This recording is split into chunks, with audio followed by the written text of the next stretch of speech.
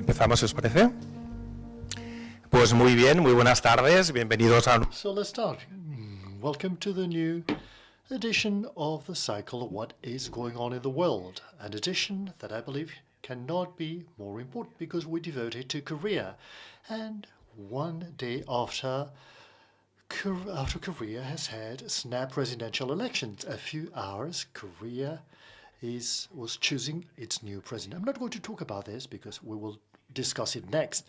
But it's important not only because of that, but because we have the privilege and the good luck of having two of the best world experts on Korean policy and the international relations as seen from Korea. One of them lives in the States, the other one in the EU. And they've just published this book you see here, which is a book that I recommend very much, whether you are familiar with Korea's history or not. It's a very interesting approach to Korea's history with all rigor, but at the same time, very much fun. So my role here today is basically to thank people, to thank the institutions that have helped us, and the publishing house that has made possible this Spanish edition of the book, and also Casa Asia, our sister organization. They have not been able to be with us here today because they are on a tribune about Spain and Thailand's relationships. And thank you all for being with us, people who are online through streaming. And, well, I'd like now to give the floor to Inés Arco, who will be moderating the discussion. Thank you. Good afternoon and welcome all. First of all, I'd like to thank you all of the people who are here in person and online. We have participants in Asia, we have participants in Latin America. So I want to greet you all. I am a researcher at CIDOB, and it's such a pleasure and an honor to moderate today's session. I'd like to thank, as Uriel has just said, Ático and the books from Casa Asia. They are giving us a great privilege. The fact we have two world experts, actually the two world experts about Korean policy in the world. Victor and Ramón, thank you so much for being here with us today in Barcelona. Before introducing our speakers, I'd like to contextualize a little more this session. First of all, as many of you know, it is the 75th anniversary of the bilateral relationships between South Korea and Spain. And what we're seeing is that increasingly, South Korea is becoming a focus of attention for Spaniards. Last December 3rd, 2024, as you know, the old president, Jong-un, Yoon Suk-yeol, he declared martial law, which was actually raised 6 hours later because of the demonstrations, and it ended with his impeachment. The Spanish press went there to cover this fact. A lot of people in the social media started talking about this in Spanish, and these posts received millions of visits. Korea has become a new phenomenon, and in many cases this is related with its own culture. The success of K-pop, the Han Kang's Nobel Prize laureate, Korea has come into our lives, in our daily lives, through culture. In Barcelona, you can see how increasingly there are more Korean restaurants, how we have artists like Red Velvet or Pedigree who are in the most important music festivals in the city, publishing houses running to see who will be the new Nobel Prize winner. So, how have we come to this point? Why is Korea so successful? One of the points that our authors tell us about in their book is that in a world that's becoming increasingly realistic, we have this competition between powers. South Korea is an exception, and it shows that soft power is still very important. Today we will talk about how you achieve that, and for that we need to know its history, its politics, its policy, and its society. The book that I have the pleasure to introducing here today, Korea, a History of the North and the South, does this. Personally, when I started studying Asia at the university, we didn't have any manual about Korea. We had manuals about Japan, China, but very few in Spanish. And this is the book that 10 years ago I would have loved having to start understanding Korea. The book deals with the history of the Korean peninsula from the 19th century until the current time. In the Spanish case, it covers the last moments of Korean history. So today's goal is not to present the book. The book, you will need to read it to know where we're heading. But I mean, the point is to complement it. And bearing in mind that we have the snap elections that were held yesterday, we'll try and see where we're coming from, what are the implications, and which will be the impact of these electoral results. So without any further ado, let me introduce our speakers. On the one hand, we have Professor Victor D, who is a distinguished professor and professor at the University of Georgetown.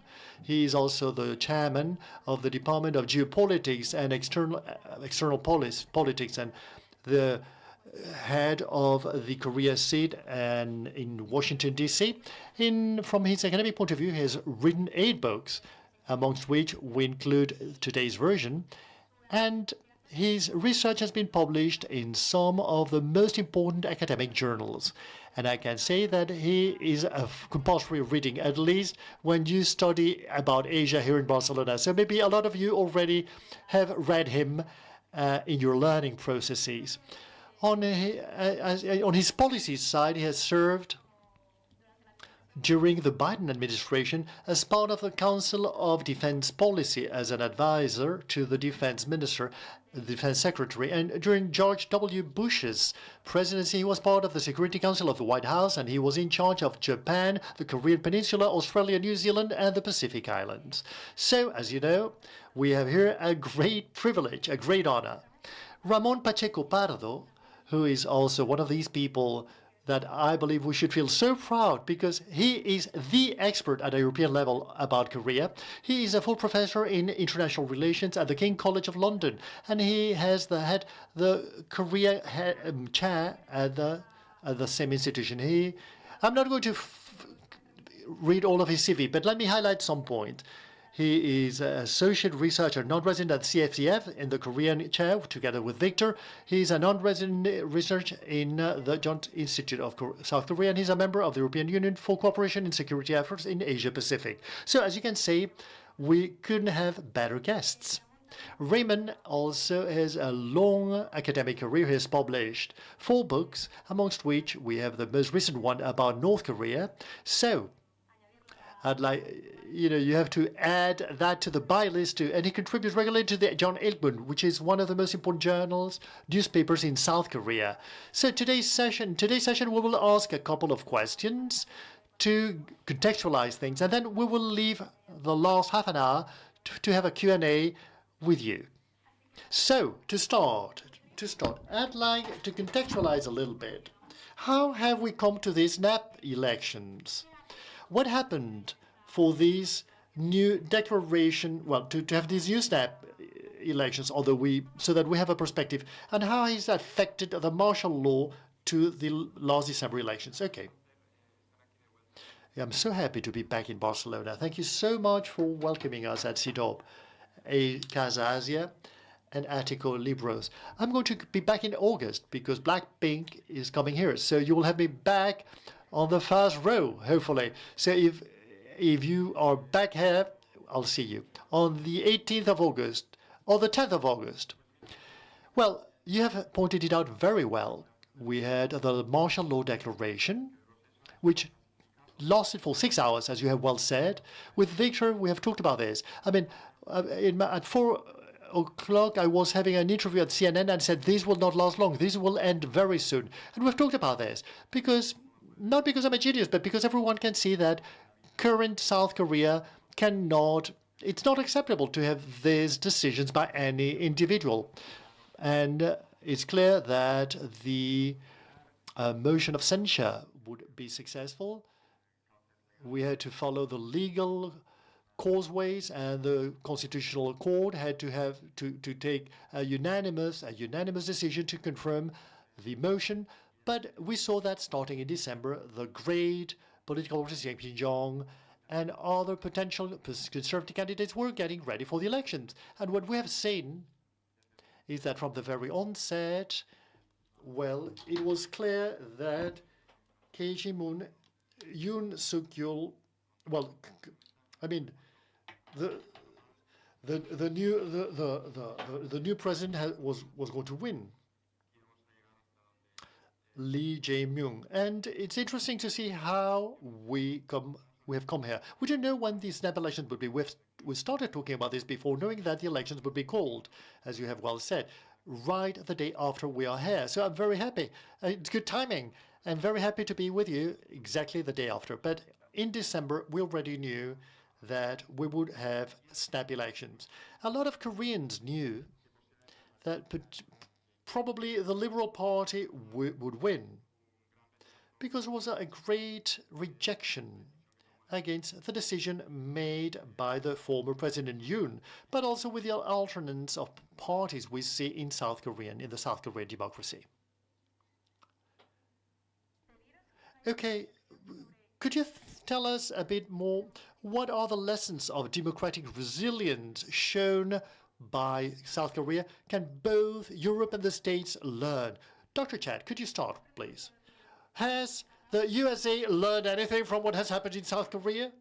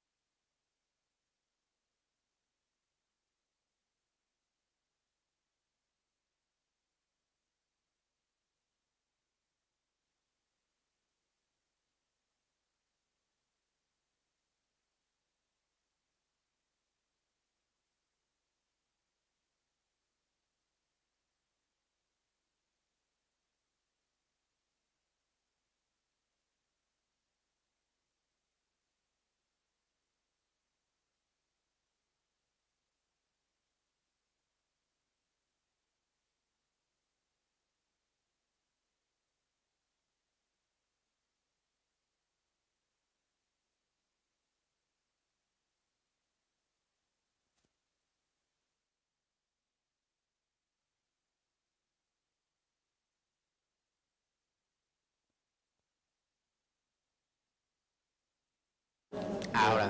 Okay. All right.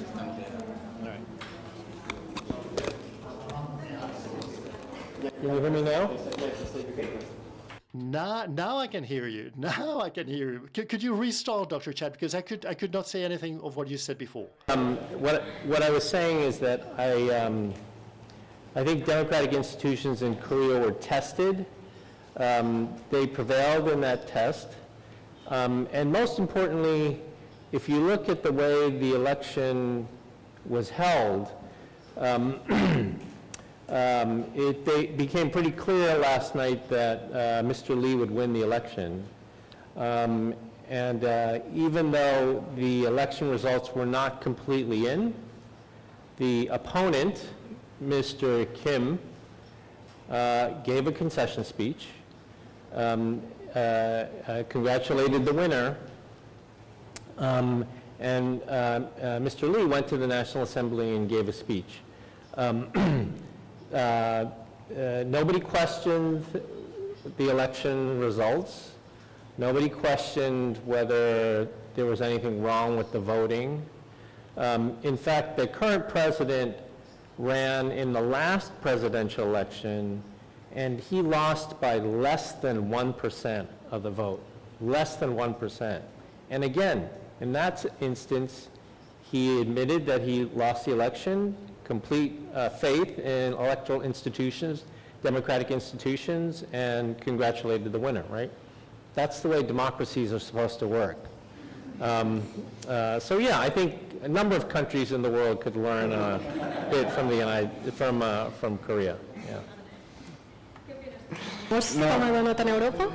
Well, have we made a note of that in Europe? Well, as Victor has mentioned, when we see that Kim Moon-soo congratulated the winner of the election after a very harsh campaign, well, it is a lesson to be learned by other countries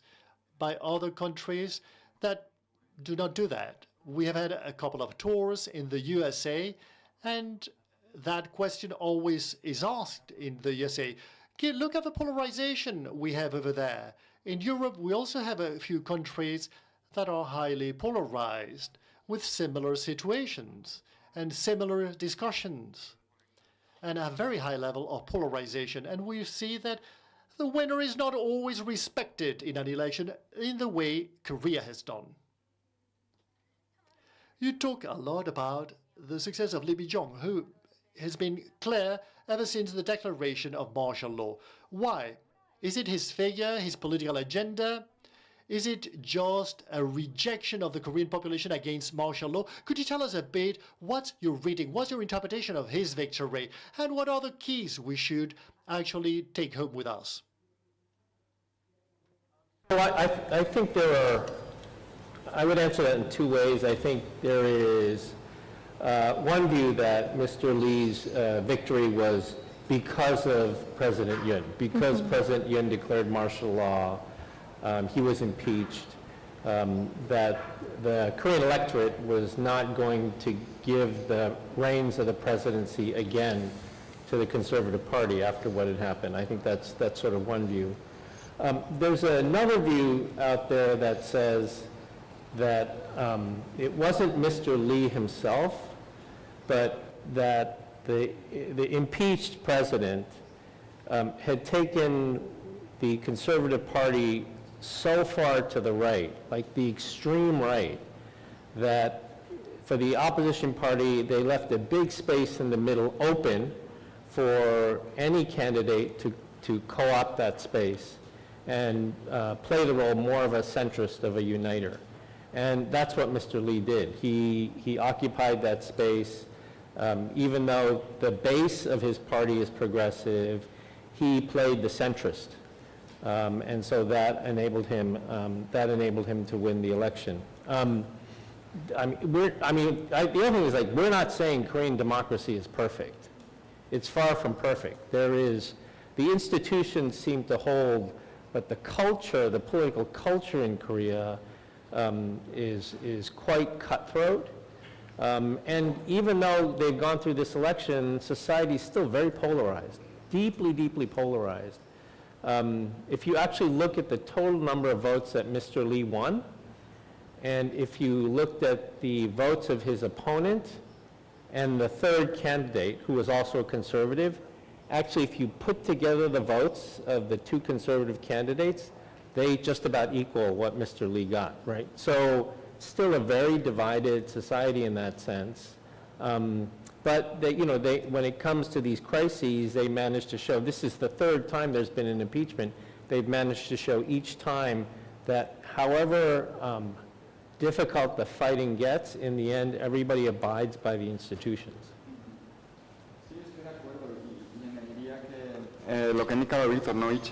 Well, what Victor has just said, Mr. Young could have had a leftist agenda, and clearly he decided to try and widen the number of voters that would accept him as a president.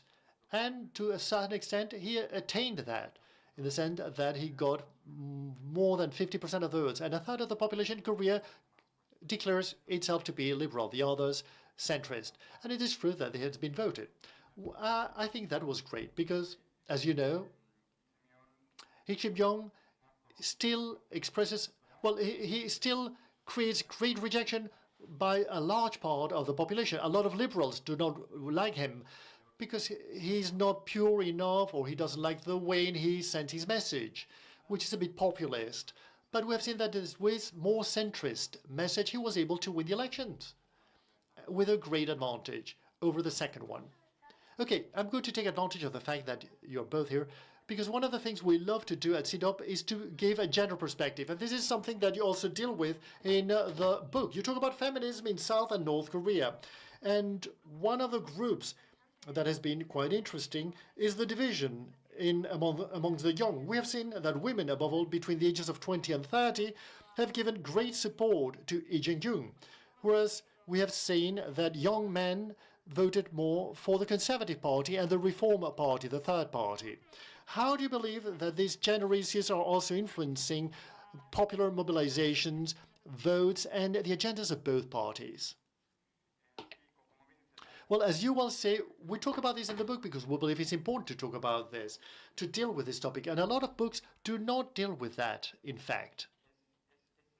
It's interesting. The situation is an interesting one because if we look, I mean, when there are polls, opinion polls about the different values and ideologies that young people have nowadays, South Korean men and women, there isn't a lot of difference. But when it comes to voting, voting at the polling station, well, there's a difference. One of the theories is that a lot of men between the age of 20 and 30, given that they have to do the military service, which is 1.5 years, they feel they have a disadvantage with regards to women. They believe there is a gender inequality in South Korea.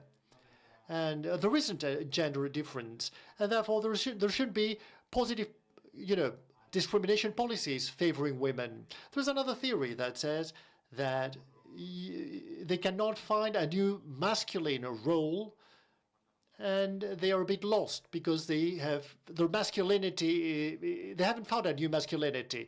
But both theories are good because there isn't a single explanation. It is true that both of us have students coming from Korea, and it's true that maybe university students, it is a more limited, it's a limited group, but it is true that they are much more liberal than previous generations. You talk to them, and their vision about homosexuality, for example, or the role of women in society, and that sort of issues, which in South Korea, as you know, there is a big difference between the elderly and the younger, much bigger than the one we have here in Spain or in Europe in general. Well, it is true that there isn't a big difference, but it is true that they believe that the Liberal Party approaches what we have said before, and no matter how they try to express a centrist message, many South Korean young people believe this is not the case, and they denounced the previous president, the previous liberal president. He said he was a feminist, but not in the right sense, in the sense of equality.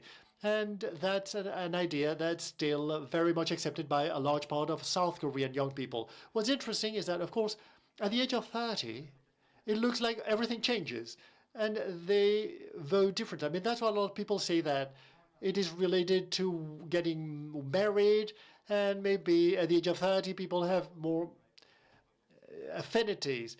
The voting difference existed 10 years ago, but at the age of 30, people who 10 years ago were 20 and now they're 30, now men and women vote in the same sense. It's interesting, and we do not have an explanation for that. In my opinion, that allows us to understand why it is so. Okay. So I think that the Conservative Party's focus on, or the fact that they've attracted a lot of the young men voting, and they've basically taken sort of an anti-feminist stance, I think that this actually is a sign of a deeper problem for conservatives in South Korea. And what I mean by that is that the progressive agenda in South Korea is very clear, and it's been consistent for decades, right? It's, pro-labor, right, pro-union, engagement with North Korea, don't give too much power to the conglomerates, right, a tinge of sort of more independence from the United States. It's a very clear agenda and ideology that has been passed from one generation to the next of progressives in Korea. So they are constantly producing new leaders, right? The conservatives during the Cold War had a very clear agenda. It was anti-communist, period. That was it, pro-alliance, anti-communist, right? But then at the end of the Cold War, they've kind of lost that agenda. So I think a big problem for the conservatives in Korea is they don't know what they stand for anymore, and that's why they have a difficult time producing new leaders, because they just don't know what they stand for anymore. This one young fellow who ran in the election is trying to carve out a space for a new younger generation of South Koreans or conservatives that can become politically influential in the next election. But look at the issue he chose. Like, he came into politics, and he's American, like, he's a very smart person, right? Harvard educated, like, super smart guy. I've met him, I've talked to him, but he chose that issue, right, of, the sort of the anti-feminist sort of ideology, which to me is just it's a problematic topic to choose, not only because you're alienating more than half of the population in Korea, but because everybody knows Korea is still a very patriarchal society, right? Very dominated by men. So to just use the fact that all Korean males have to do 18 months of military service as a basis upon which you say it's unfair, right? I don't think, they got to find a different issue. I don't think that's going to work, so, yeah. So now going back to what are the challenges? I mean, if you had to do a policy brief now, what are the priorities that right now should be defined at a domestic level? Then we will talk about the new international order. But the new president, what are his domestic priorities? The absolute number one issue is the economy. Absolutely number one issue is the economy right now. And it's also related to foreign policy because South Korea is 12th largest economy, but it's still an export-oriented economy, right? Its growth, its strength is based on exports. And one of its primary markets now, the United States, has 5 different tariffs on South Korea, right? There's the tariff that President Trump announced to the world, right? The 10% baseline tariff that everybody has. There's a 25% tariff on automobiles. There's a tariff on automobile parts. There's a 50% tariff on steel and aluminum.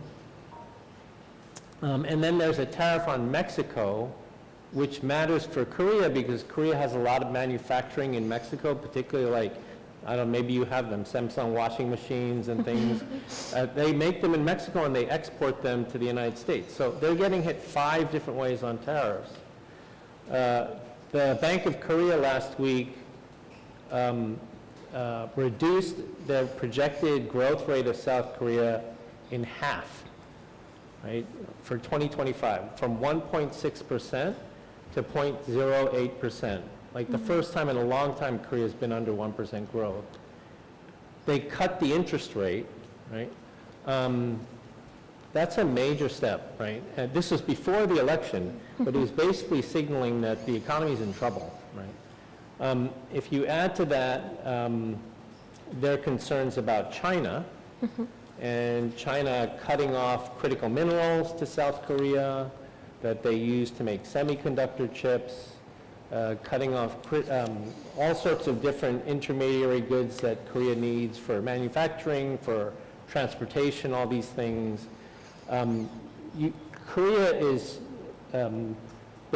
Korea today is de-risking with regard to both the United States and China, right? That's a very difficult position to be in, and the numbers show it. I mean, their exports to the United States are down 8% year on year.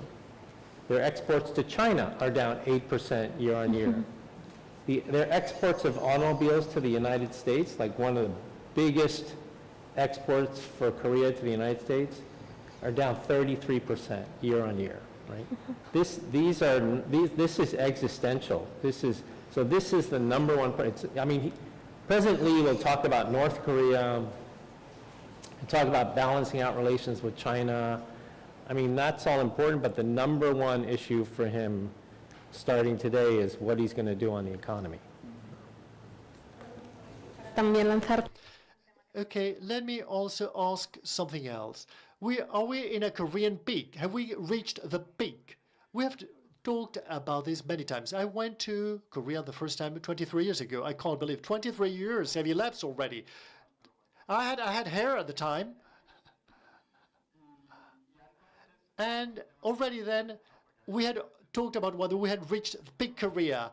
the crisis in 97, 98, I remember many friends at the university told me, it's impossible to find a job.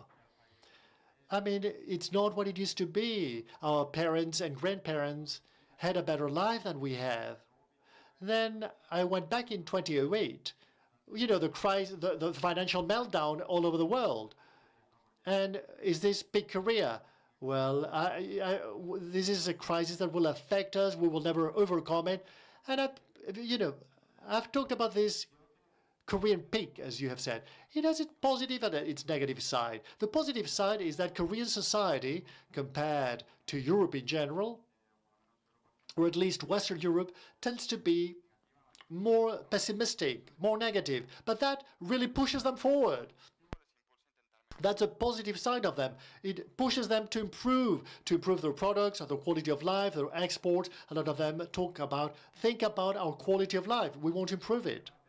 So this discussion about peak Korea, from a certain point of view, is recurrent in Korea because of the country's mindset, because it helps them to say, okay, how will we avoid having a decadence? Or in Korea, a lot of people talk about whether the South Korean economy will follow the Japanese trend. There will be a period in which there will not be a lot of economic growth. So from that point of view, they have the negative example of Japan from their point of view, because it allows them to improve. And big Korea in the sense of the Korean wave. And the last time we talked about this was last autumn. And the following week, Han Kang won the Nobel Prize. So I'm sure that in 2 to 3 years' time, when they have not won 3 Nobel Prizes, they will say, oh no, we are in decadence, we're not winning the Nobel Prize, and Korea will be pushed forward. So the following edition of the book will be a Nobel Prize winner. In 2002, when it was the first phase of the Korean wave, I lived with 3 Japanese colleagues, and one of them loved Shikori, who's a famous Korean singer. And at the time, a lot of people, Koreans said, oh, this has reached Japan, Taiwan, China, the Southeast Asia, but it will not get anywhere else. Then it went to the States, but then they say, well, but that's the States. These are Asian people who live in the States. So I believe that even with the pop culture, with the new culture, if you see me next time, in 5 years' time, in the next elections, you can ask me the same thing and I'll answer the same. And given that it's recorded, you can just play my answer. So the optimism will come back in 5 years' time, you mean? Well, as I'm telling you, it helps them to get ahead. I think, okay, they talk about this to motivate themselves. Some people actually believe it, and people actually use it as self-motivation. How will we improve? If we say that we've reached our peak, why should we improve? No, we have nothing else to do. Well, no. I believe some people are helped to get ahead. In addition to the economy, anything else you would recommend Ching Cheng-yong as a priority? Well, he has said it very clear, and if Kim Bok-soo had actually won, there are a couple of priorities. The first one, how to continue with the technological development of Korea. How will they be able to compete with Europe, Japan, the States, and increasingly China?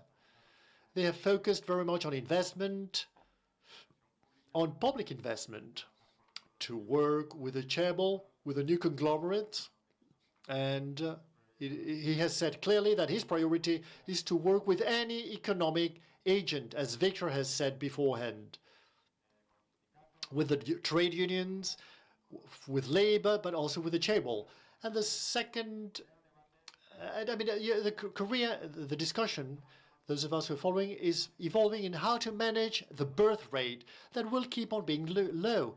The birth rate is going up a bit. Last year it went up, and it will grow in the next few years, because in Korea, 95% of babies are born in married couples, and there's an increasing number of people who get married in Korea. So the birth rate will go up, but it will not reach 2.1% or 1.54%.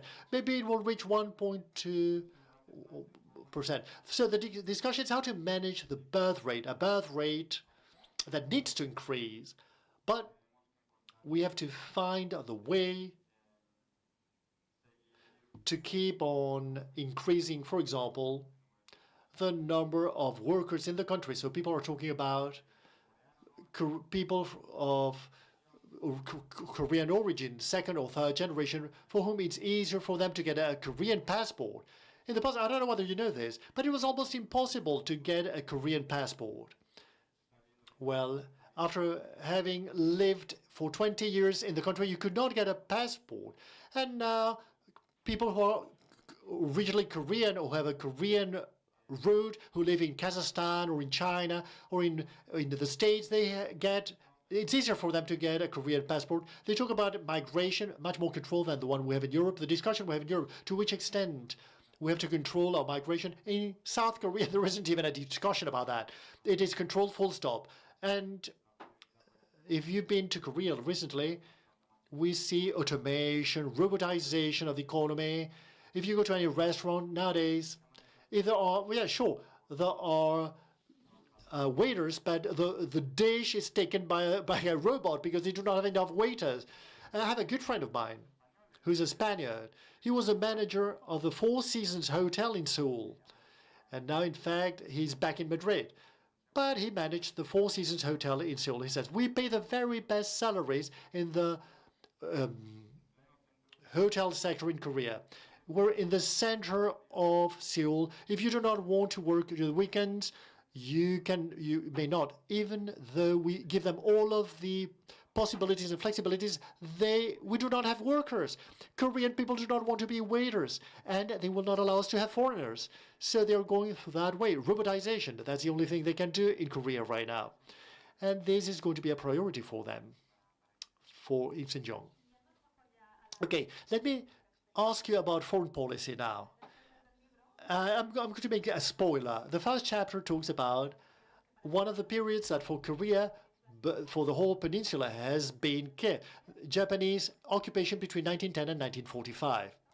We have seen that the issues about historical memory, especially forced labor at the time, has been opened and has been instrumentalized by different administrations.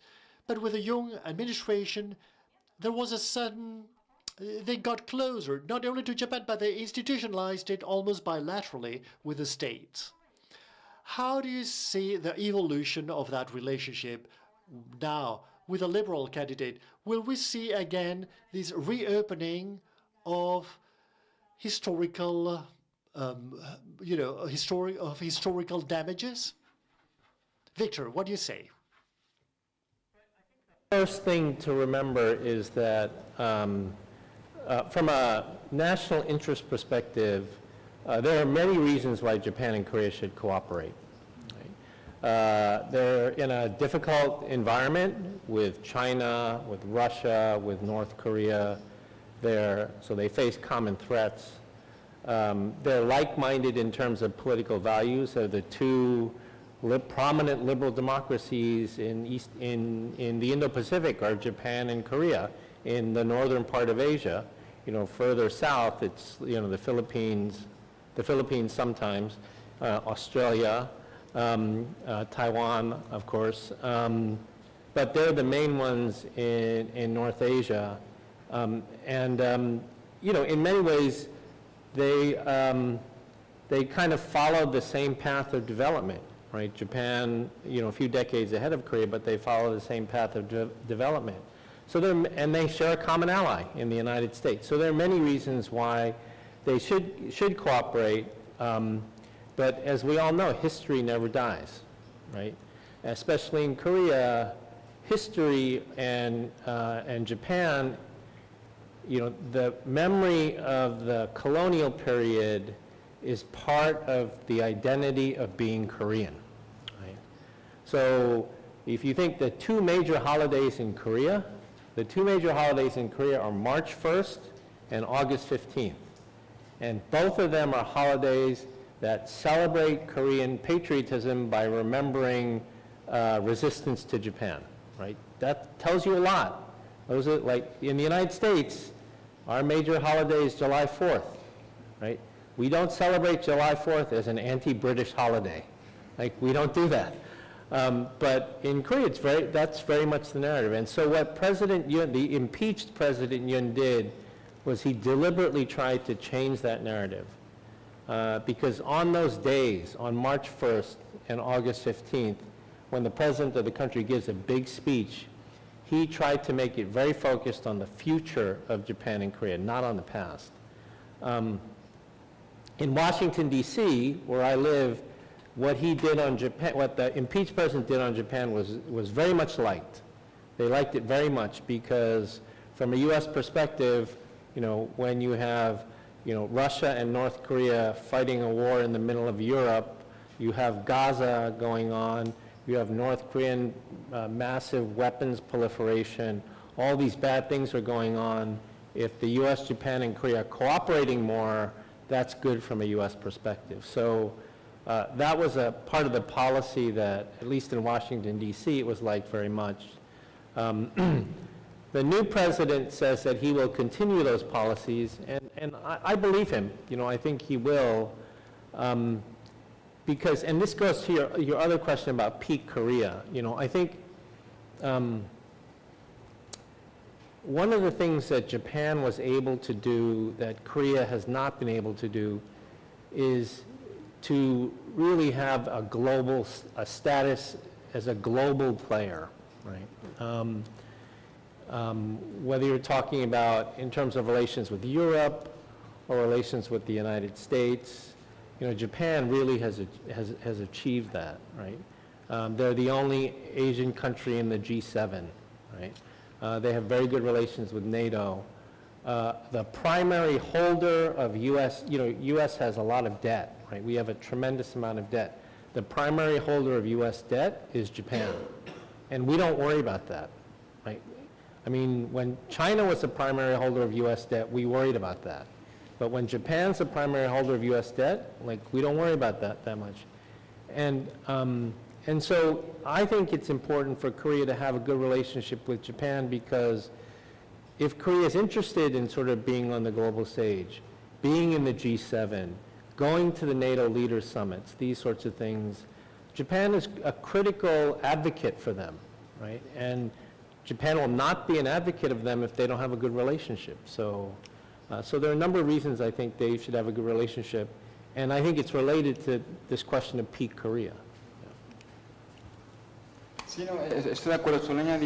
I agree with what Victor has just said. Let me say a couple of sentences. You have said clearly that in the past, Korea used this as part of the political game to attack Japan, but this has not happened in these elections. Because you notice a generational change in South Korea and in Japan too. I mean, you go to Japan and they love K-pop and Korean culture. You go to Korea and they love manga. They love Japanese manga. So, I mean, last week it was announced that Korea and Japan, Japanese and Korean tourists, I mean, there are so many who go from one country to the next, they will have their own queue for passport control.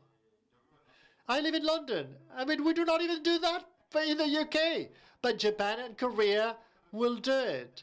And that reflects the generational change that's happening in Korea, and the fact that at a personal level, things have changed very much. In Korea, there are many Japanese students and vice versa.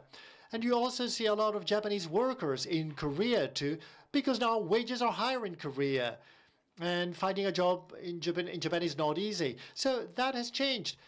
I mean, a politician can use that as part of the country's political game. And secondly, we need to understand what Victor has just said. If Korea has problems with Japan and problems with Trump, China, and North Korea and Russia, who do you have in the region left? You only have Japan.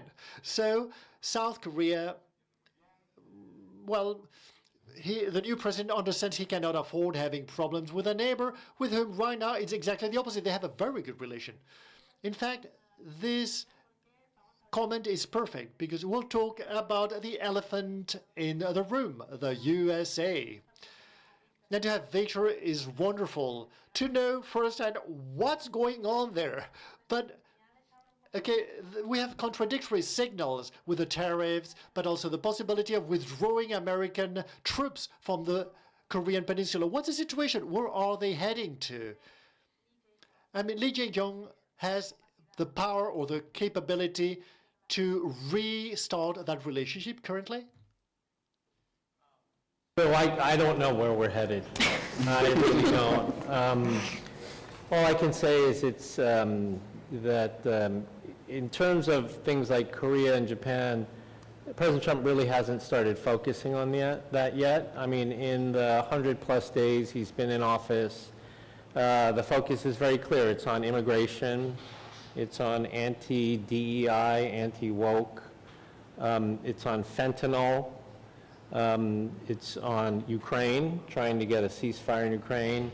It's on Gaza, trying to get a ceasefire in Gaza, and now most recently it's Iran, right? The special envoy is trying to make a deal with Iran. And so he hasn't really gotten to, and tariffs, of course, tariffs, but he hasn't really gotten to Korea and Japan. I think I showed this to Ramon when we were on the plane coming here from Brussels this morning. One very concrete manifestation of this lack of attention on Korea is that at the White House press briefing yesterday, Carolyn Levitt is the press secretary, and the press asked her, does the White House have any comment on the South Korean election? And her response was, yes, we do, and then she started flipping through her book, because normally what would happen is that if there's an election somewhere in the world, the experts on the NSC will write a set of talking points so that if they say, does the White House have a comment, they will say, you know, we're happy to see a peaceful election, we congratulate the winner, we look forward to cooperate. So they said, do you have any comment on the South Korean election? She says, yes, I do. She looked through her book and she realized she had nothing. So she said, I do? Oh, actually, I don't, right? So that tells you right there how much attention is being given to Korea. Now, I think Ramon is absolutely right in his last comment that the new variable for countries like Korea and Japan are not just China, Russia, North Korea. The United States is a new variable in the sense that the United States used to be reliable, and we're not reliable anymore. It's another reason why Korea and Japan should cooperate. In the past, they could say, well, I don't really need to cooperate with them because I have my ally, the United States. And both Seoul and Tokyo would do that. They'd be like, I can just talk to the United States, and then you, the United States, you can go talk to the other guy and explain. They don't really have that now. So the two leaders will most likely meet at the G7 meeting is in Canada next week. And it's likely that Korea will go to that, so that'll be the first opportunity to meet. I've been to these sorts of meetings when I worked in government. There's not a lot of time for a substantive conversation. It will be more of a meet and greet, and I think the objective will be to portray to the public good chemistry between the two. But there are a lot of issues, and number one, again, are the Trump tariffs. That's the number one issue for Korea, given the effect it's having on the economy. How much success Mr. Lee will have, it's very hard to say right now. It's very hard to say. But Korea, in many ways, is 6 months behind the rest of the world. Because when Trump came into office in January, what did he do, like 30 executive orders on the first day or something like that? And then they just continued and continued. And every other country in the world had a government that had an opportunity to react, to call the White House, you know, to sort of try to make a deal with Trump, except Korea, because Korea didn't have a government. So as bad as it may be for Spain or other countries, South Korea is 6 months behind all of you, because so they have a lot of catching up to do. No, estoy de acuerdo. I do not agree. Well, I agree. It's going to be the priority number one. And it is being said that tonight in Korea, this afternoon in Spain, there will be a first call between Jong-un and Trump. The meeting the G7 meeting is going to be next week, and Mi Young next month he will go to the States to have his first summit with Trump, which actually shows the importance this has for Korea. Probably we will not see a new. Victor was there. I was. Oh, sorry. Yes, I was at the White House dinner where President Yoon sang. So that was really unexpected. It has become the joke for every world leader now when they come to the White House. They're always asked, "Are you going to sing?" I don't think Mr. Lee will try that. Yeah, I don't think he'll try that. Okay, let's go a bit higher up. North Korea. At the end, the book is about North Korea as well. One of the things you say is that in 2018, there was a sudden optimism that there could be a way of getting closer, this bilateral summit between Moon Jae-in and Kim Jong-un, in which for the first time a North Korean president stepped on the southern territory. But the situation is not at the same point anymore. So how would you describe the inter-Korean relationship now, and what policy will the new president follow now? Very difficult, as you may all understand. I believe that North Korea is not interested in South Korea. It's not interested in America either. Its interest is Russia now, and all of the things that Putin is given to Kim Jong-un and North Korea. And this will continue for a long time. Even after, at some point, we have an agreement between Ukraine and Russia. From a Russian point of view, to be able to import munition from North Korea, even after the Ukrainian invasion stops, or at least is interrupted, is going to be very favorable. And North Korea has a lot of technology, which Russia, nor China, nor other country would have given. Having said that, at some point, North Korea will try not to be as dependent of Russia as now. And maybe then it will be more interested in having a relationship with America. But it could also be interested in changing the relationship with South Korea to get something from that relationship. What I believe is that Jong-un, he has said that he wants to have diplomacy with North Korea. He has also said that right now it's very difficult. And I believe that he has quite a realistic vision. A lot of you may know, after the Hanoi summit's failure in 2019, and after the North Korea summit, it said that America and Seoul were guilty for the failure because they had been told that there would be an agreement. It was not the case, and there was a lot of insults in the North Korean journals and newspapers.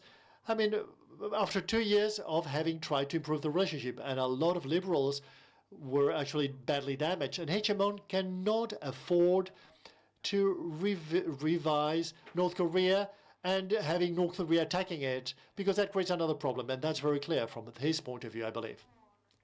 Well, given that we have half an hour, let me ask the last question before giving the floor to the audience. It's a long question. Within the book, you talk about how there have been these two Koreas with very different trajectories, an economic miracle in the south and a very harsh regime in the north with a lot of economic difficulties. Is there a space for a reunification? Is there any hope or any discussion about a potential reunification?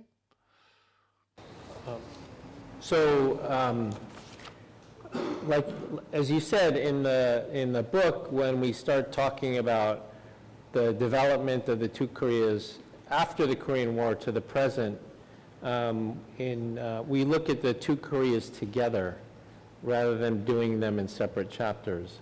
So you can see the way each Korea developed. I mean, part of the story there is that both Koreas were successful, if you think about it. I mean, South Korea clearly, in terms of, they were, after the Korean War, they were a very poor country, right? They had an economy the size of Haiti. No offense to anybody here from Haiti, but they had a really small, weak economy. And they just, became the 12th largest economy in the world. Very successful. Democratization also. North Korea was successful in their own way too. Not in the terms of their economy, which they drove into the ground. But they focused on one thing. They devoted all of their national resources to one thing, and that was to develop weapons. And despite global sanctions, despite having no technology base, despite having no real supporters, like China never really gave North Korea a lot of weapons technology, they somehow managed to become a nuclear weapon state, right? It's not like the best kind of success, but it just goes to show, and it's part of the theme of the book, is that like Koreans work really hard and they can be successful at what they're doing. But on the question of unification, I guess there are a couple of things that I would mention. One is, will unification happen? We think yes, but we can't tell you when. After this event tonight, you can go home and have dinner, wake up tomorrow morning and read in El País or somewhere else that Kim Jong-un, the North Korean leader's bodyguard shot him in the head, and the North Korean regime is no more, and there'll be unification, right? And I think many of us would not, I think we would be surprised, but not terribly surprised, right? In the sense that, look at every other regime. Look at Ceausescu, Gaddafi, like all these leaders, right, are gone. North Korea was really an aberration, right? On the other hand, we could come back for the... sorry. We could come back, 20 years from now for like the 20th edition of this book, and Korea will still be divided, and we would say that's not surprising either, right? So we don't know when. But I think what it's fair to say is that whenever unification happens, that will be the end of one history in Korea, a period from 1945 until unification, where Korea was divided. It will be remembered as an aberrant period in Korean history, because for thousands of years, Korea was one country. Even when it was occupied by a hostile foreign power, it was one country. And then that'll be the start of a new history, right? A new history of a reunified Korea. Again, South Korea, extremely successful from 1945 to today, extremely successful in virtually every way, economically, culturally, democracy, democracy truly from the ground up, right? Democracy was won in the streets of South Korea, and relatively speaking, peacefully compared to other cases of democracy.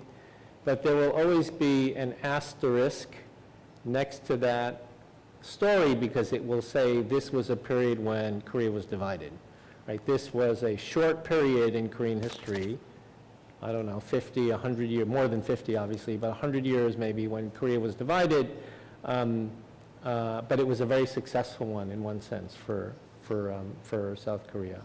The other thing we talk about in the book is how views on unification are very different in South Korea and in North Korea.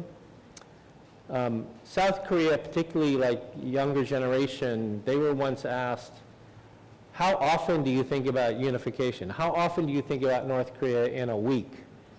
And the young South Koreans couldn't answer the question, because they were like, I can't answer this question because I don't think about unification in a week. I don't even think about it in a month. Maybe like every 3 months I'll think about it once. I don't really think about it because for the young people, the division of Korea, the Korean War, all this is something they read about in history books. They only know one Korea, right? That's the South, and these are young, educated, affluent Koreans. They don't look to North Korea, they look to the world, right?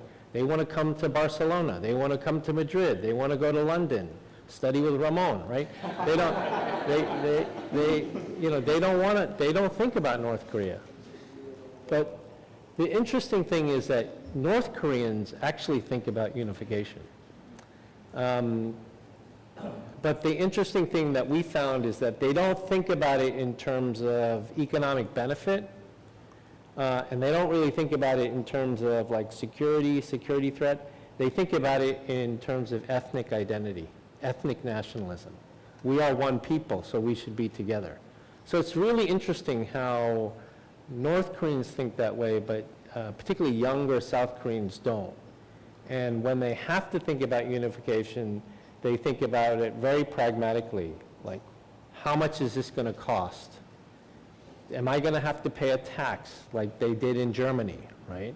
Am I going to have a harder time finding a job, right, because of this influx of a new labor force? So they think very practically about it, so a big difference in the way they think about it. Muy bien. Me voy a tomar. Okay, given that I am the moderator, I'm going to ask one last question whilst we wait for the question from the audience. And this is related to the Hallyu. Which Korean cultural products or non-cultural products, you know, K-dramas, K-pop, tech, literature, food, skincare, what would you recommend us? I mean, beyond politics, food, literature, K-dramas, K-pop, what do you recommend us? People talk a lot about webtoon. It is an industry that's larger than manga. It's impressive how it has grown. And a lot of webtoons have become soap operas. It has been so long since I don't live in Spain that you know, soap operas. You know, in Spain we have no soap operas, but they come from Latin America. Well, in South Korea there are a lot of soap operas, and elderly people. You know, as you can see, people buy these smartphones, and more women than men. I have it. Here you are. Well, right. So webtoon, and as I'm telling you, K-pop in general, it's so interesting to follow the different K-pop groups. Different groups and different generations. It's interesting to see how they evolve, the topics they deal with that have changed with time, the composition, the choreography has changed, how they use a modern vision about South Korean fashion and South Korean architecture in their Korean videos. It's so interesting to see that from the point of view of a student of Korean culture and not only as a follower of the country's culture. Victor. So Ramon knows a lot more about K-pop than I do. Wait, Victor, I can't hear you. Okay, yes, now. She would say it's me, not her. But I think, I mean, to me, what's interesting about it is, of course, these Korean dramas, these on Netflix, and are so popular all over the world. I mean, they're so popular. Somebody told me the other day that these, particularly these romantic K-dramas, have created this impression around the world that Korean men are so romantic, right? And so there are these tours where people from other countries go to Korea to try to find those romantic Korean. My wife just laughs her head off. She's like, that is so wrong. Right? She just laughs her head off at that. But the thing to me that's really interesting about this is that this is, I mean, the fact that these things are now globally, they have sort of these global, I don't know what the right word is, they've been legitimized globally. So Hangang, right, winning the Pulitzer. What was the movie that won the Parasite, winning the Academy Award? Like, these things make you think, like, even for a skeptic, they make you think, wow, they're doing something right? There's something about what they're doing that is right. And I think, I mean, one of the drivers of this, I think, is, there are a couple, but one of them was clearly democratization in Korea in 1987, because much of the creative energy and everything was underground in Korea during the martial law period, right? Much of the creative writing, poetry, literature, music was all underground.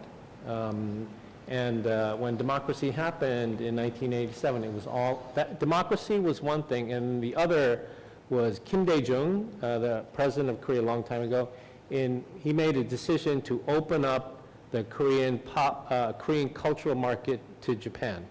So no longer protected the Korean cultural market from Japan.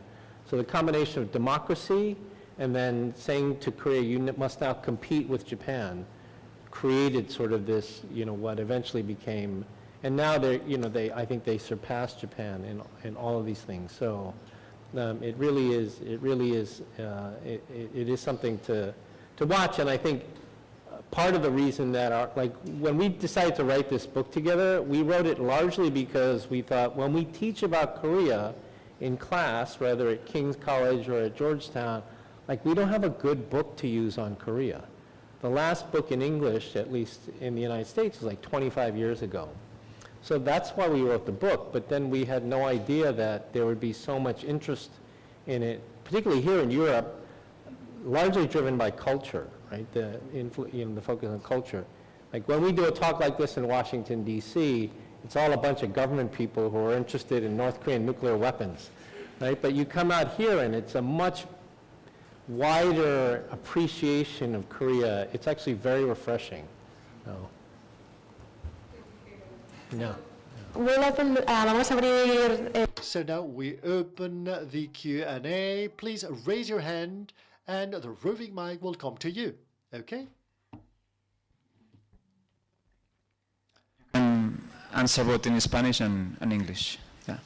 My question is about the South Korean far right, extreme right, because after the declaration of martial law by Jong, it became clear that this web of YouTube channels of religious people and activists, they were key for all these ideas of internal enemies, of election fraud, became and reached the President Jong, right?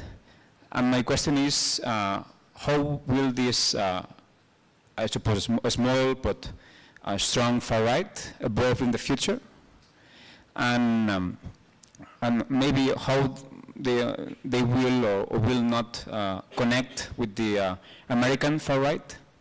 Because I saw just yesterday that watching the CPAC, the Conservative American Conference, that some Koreans were there, right? And it's still a very new development.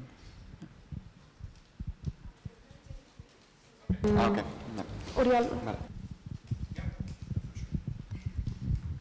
Yeah, it's a very quick question, because we've talked a little bit about this relation between Korea and Japan. But I was wondering in a particular geometry, which is a trilateral relation, with adding into this geometry the United States. And my question is, do you think that it has changed what it used to be the weakest axis of this triangle? Because it seemed that maybe the US was pushing Japan and Korea to come together. Right now, in my modest view, is that maybe the United States will be more opposed because it's more bilateral. So how do you envision the future of this trilateral relation? And also I would like to ask, because there is an excellent chapter in the book on unification, and my question would be on the regional context of this unification, because we've talked about the local perspective of this unification, if something has changed in this regional context. Thank you. Y hacemos una primera ronda. Hola, yo os quería preguntar. Hi, I wanted to ask both of you. I have a couple of questions. First, for the North Korean government, which alternative model makes it more nervous? The China model or the South Korean model? A democratic model or an authoritarian more successful and more liberalized model? And secondly, I wanted to ask you about the Southern Korean industrial policy, which has been so successful. And now that everyone talks in the EU about an industrial policy, what could Europe learn from the Southern Korean industrial policy, especially in the field of technology? So let's have a first round of questions, okay? So go ahead. Con la última, porque parte de mi trabajo es con la... I'm going to start with the last one because part of my work is with Brussels. For a long time, the EU has been looking at Korea. In fact, at the beginning of unions, one of the parties, I'm not going to name it, but they asked for a report about the South Korean industrial policy, the technological field, and basing itself, focusing on the cooperation between large companies and the startups and the government and the public sector in general. So it's something that's being analyzed. In fact, we have a report from a colleague from the World Bank. We talked about this, and it goes in the same direction. The different economic actors, how can they work together? Including, as I'm telling you, the startups and the large companies, not to leave them aside because they are part of the country's technological development. There is a lot of interest about this, not only from the EU governments, but also from governments all over the world. So, in addition to that, the other topic that is very much discussed at the EU level is the cooperation between the different countries. South Korea, as I've said beforehand, is the 12th biggest economy in the world. It's not the EU or China, and it has to work with other countries. You cannot produce things in South Korea without cooperating with other countries. And in Europe, this is happening now that South Korea is part of Horizon Europe.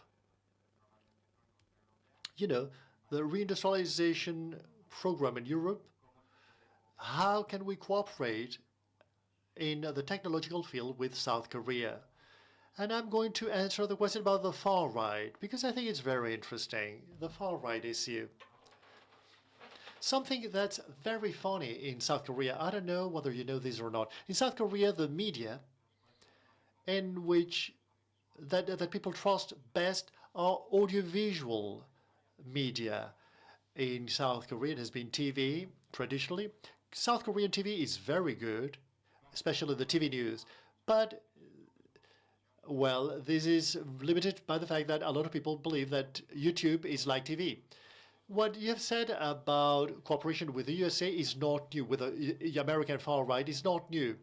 A lot of the funding that South Korea gets, I mean, these groups come from the USA. They are not able by themselves to generate their own resources, their own financial resources. There is also a religious component, as you know. There are some Christians in South Korea, and they are much more religious than in other countries of the world, and they are part of that Christian world. So from that point of view, oftentimes they do believe that liberals are the Antichrist, and they think it's true, not rhetorically, which is funny. A lot of people in Europe do not believe that the Antichrist exists, but in South Korea, Christians believe the Antichrist exists. Well, the liberals are pro-China, pro-North Korea. They want to have communism in the country. But the message has not changed that much from that point of view. To be honest, it's a message. The message is, well, not only liberal groups, even other conservative groups that do not give them support, who are also part of this big liberal bloc, which is 8% of the Korean population from their point of view. But it takes time. It has been going in that direction for some time. It hasn't changed very much. And then there was another question. Yeah, the triangle between Korea, Japan, and America, and the regional perspective. and whether North Korea is more afraid of democracy or the Chinese system. Okay, the first two ones are for Victor. He knows more about that. And the third one, right. Well, personally, some people do not agree with me. I've always thought that it's a South Korean model. It's a South Korean model. Because at the end of the day, the South Korean model shows that Korean people may have a democratic country and an advanced economy, and the idea that, no, it's a Confucian society that needs to have a leader leading the country is not true, as has been shown. There can be a different future in North Korea, and that's why in North Korea we have seen in the last few years, more or less, that Kim Jong-un is forbidding South Korean expressions. For example, Opa, he is forbidding South Korean dramas, South Korean films, but he's not doing the same with Chinese cultural products because the Chinese message is more similar to North Korea. And he doesn't dislike it that much, but the South Korean message is totally different. And these are people that until 1945, they belong to the same country. So you can't say, no, it's a foreign country. Basically, it's the same country that has been divided up. So on the trilateral relationship, I'd say, I think when the US, Japan, and Korea trilateral relationship is strong, Asia is usually stable. Like when that relationship is strong, then usually there isn't miscalculation, there isn't aggression. It generally is a stable environment. So if you're doing, strategy planning in Seoul, Tokyo, or Washington, it makes a lot of sense. I think that the Trump administration, even though this was something that was really developed during the Biden administration, I think the Trump administration officials I've talked to are still very much in favor of it because in their mind, they started the trilateral coordination among the three allies in the first Trump term. So they feel like they started it and then Biden built on it. They can believe whatever they want to believe as long as we're moving in that direction, that's good. On unification, this is my personal opinion. So the United States is very clear. The US policy is we want a Korea that's whole and free. That was the language that we developed when I was in government. Whole meaning unification and free meaning a democracy. So it's very clear. That's the US position. I think people say that, oh, Japan, maybe they don't want unification because then once a Korea is united, it will seek revenge against Japan. I don't really think that's the case. I think if Japan would prefer to have a united Korea than a North Korea that today has hundreds of ballistic missiles aimed at Japan. If you think at one country that is most at risk from North Korean short-range ballistic missiles, it's not the United States, because the short-range ballistic missiles, they can't even get to Hawaii, right? The main country is Japan, right? That's the main country. So I think Japan would also be in favor of unification. I think the two countries that are not in favor are China and Russia. Russia, obviously, even more so now because they basically have North Korea as the military supplier that will allow them to act out more aggression in Europe again in the future. They have an unlimited supply and ammunition in the future coming from North Korea, and even troops, right? Next time Putin may say to the North Koreans, can you send troops to the Baltics, right? Can you send troops to the border with Poland? He could do that, right? And then China is not in favor of unification because they like having the buffer state between the U.S. military ally in South Korea and China's southern flank. They don't want the U.S. military right up on the border with China. Having said that, and we talk about this in the book, if unification ever started, like if the process started like it did in Germany, all of a sudden it just started, none of the surrounding powers would oppose it. Because in the end, they don't want a united Korea that is aligned against it.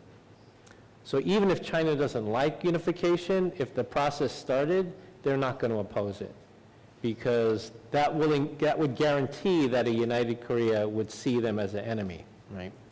Same thing with Russia. I don't think they would oppose it. On the question of which is North Korea more afraid of,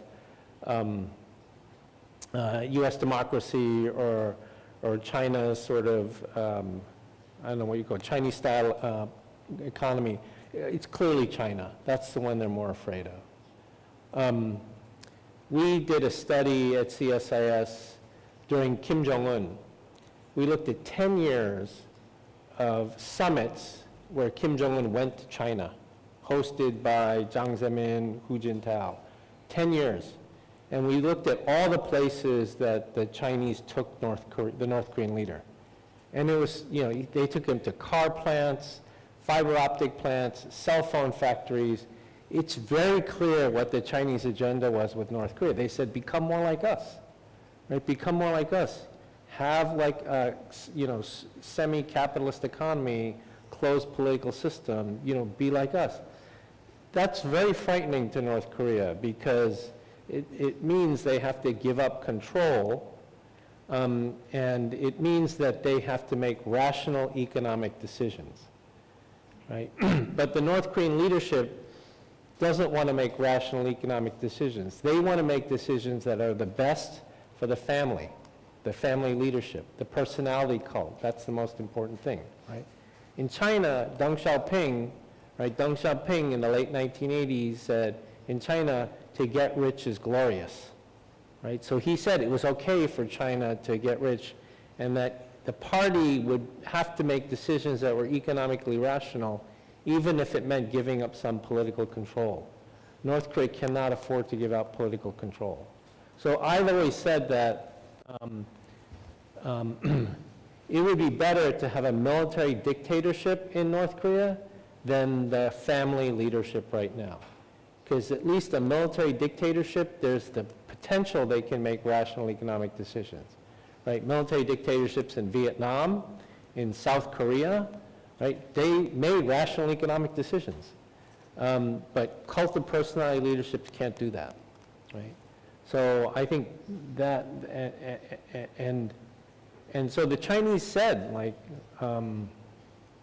they've tried, like, they used to say to us, we've tried so hard to get North Korea to be more like us, to be more like Vietnam, right? And the North Koreans just refused to do it. Preguntas finales. Question there. Sí, there was. Two final questions. Do we have any further questions beyond the two final ones? Okay. Hello. Hi, thank you. Okay, it's about the issue. I mean, Raymond, you have talked about the declaration of martial law. You have said that currently it is unacceptable, inconceivable. But in fact, what has happened? It has happened. What has happened is something that in Europe would not be possible. To which extent this reflects a reality in that culture? It's a culture that economically has evolved very quickly. To which extent this reflects something that's happening on the ground, something that exists in their mindsets, in their mentalities, in their culture.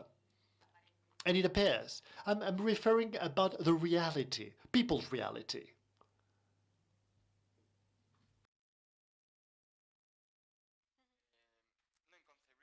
Well, inconceivable in the sense that it's not that it could not happen, but it's inconceivable that people accepted it.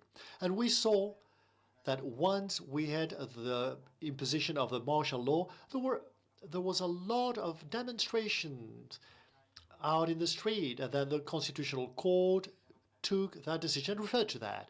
Not to the fact that a person cannot declare martial law because he declared martial law. The great discussion in Korea is why he did that, and there isn't a clear response. I mean, some people say that, sometimes South Korean politicians live in a bubble. Not only them, a lot of politicians live in a bubble. And he lived in a bubble that was fed by his Minister of Defense. And that made him think that he could go back to the 80s. That's one of the theories.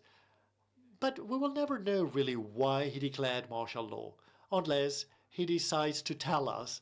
But the fact that to think that South Korean society can accept martial law, I mean, that's what I refer to. That's inconceivable. Because first of all, we have a large part of society that has been born and has been raised in democracy. And we talked about this with Victor. When there was the imposition of martial law, a lot of South Koreans did not know what it meant. What does martial law mean? They said. I mean, they had never experienced martial law. They had never read, they had never experienced it. And you had to explain what a declaration of martial law means.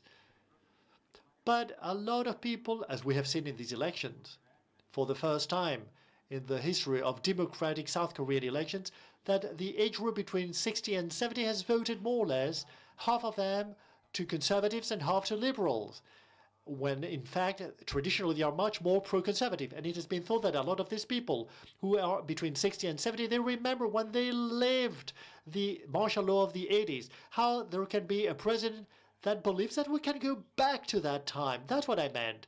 Not to the fact that it can be declared. Now, in fact, people are talking about the fact, thinking of changing the constitution, to change the country's constitution so that martial law cannot be declared by a person. It can be declared by a person, but it needs to be approved by the parliament. And it would be more difficult for that to be produced again. But I referred more to the fact that somebody can think that South Koreans would accept martial law, and that they would be ready to accept it, as was not the case. So we have seen that about 15 or 20% of the population was not against it. But if we look at it according to age groups in general, these are people who are older than 60 or 70. They didn't think it was bad to have authoritarianism again. I don't know how to say it in Spanish anymore. I have not lived in this country.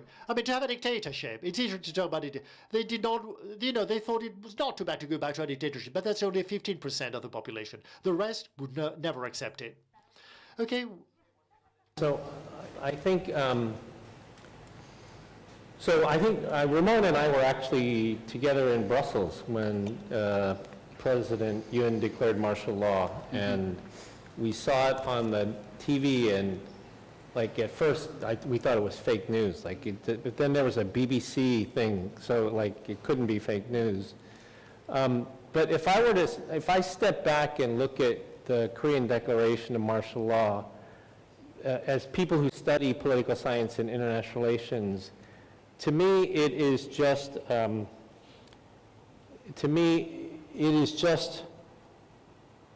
symptomatic of a new world where nothing is impossible anymore, right? So declaring martial law in Korea, war in the middle of Europe, right? A war like an artillery war in the middle of Europe, like World War I, right? The beacon of democracy sort of saying, we're not allowing foreign students to come to U.S. universities. Picking up people off the street and deporting them, some of them actually U.S. citizens. Defying court orders that say you cannot do that, right? And just defying those court orders. I mean, I think as people who study political science, I feel like we're more and more in a world where nothing is impossible. Like, we cannot assume, like, people say, oh, there'll never be war on the Taiwan Strait. How do we know that? Like, there'll never be a war between the U.S. and China. We don't know that. So this is kind of the world we live in. And then to me, the real question is, if things like that happen, do you recover from them, right? And in the Korean case, at least so far, it looks like something unthinkable happened, but they were resilient. They were able to recover from it. And I just feel like that's kind of going to be the history that we're going to be living in and writing about going forward. And the question no longer is, could that possibly happen? The question really is, if it happens, are we able to recover from it, right? That's sort of, to me, and at least in the small case of Korea, it looks like they were able to recover from it. Justamente cogiendo lo que está diciendo. Well, linking up with what Victor has just said, and not to end with such a pessimistic note, in the speech made by Han Kang during the Nobel Prize celebration. She said, after writing the book Human Acts, she said that the past was helping the present. Let's think that the past that's helping the present can help Korea and other countries. Let's look for resilience and hopeful spaces. Thank you very much for having come. You can buy the book outside and the authors can sign that for you. And above all, let's hope to have you back for the second, third, and fourth edition, because it has been such a pleasure having you here today. Thank you very much indeed. Thank you.